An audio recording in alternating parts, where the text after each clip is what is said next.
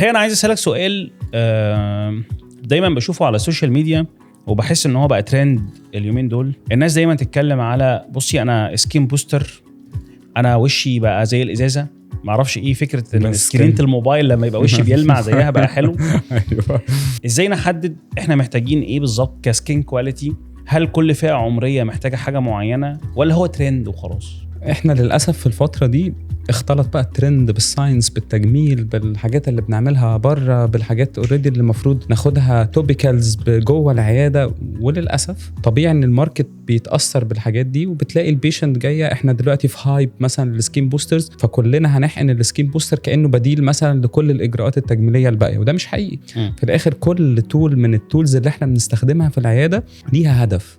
يعني انا السكين بوستر ده انا بحقنه لبيشنت معين عشان اوصل لنتيجه معينه. ده سيم الفيلرز مش بديل للسكين بوستر، محفزات الكولاجين مش بديله للاثنين، البوتوكس مش بديل لكل الاجراءات. فكل اجراء لو توظف في مكانه في الحاجه اللي المفروض تتعمل فيه ساعتها باخد منه احسن نتيجه. طيب انا بقى كبيشنت بسمع كل الكلام ده وعايزه بشرتي جلاس سكين وعايزه اوصل لاحسن نتيجه ممكنه، دوري بقى ان انا اروح لمتخصص يقدر يديزاين ليا العلاج المناسب.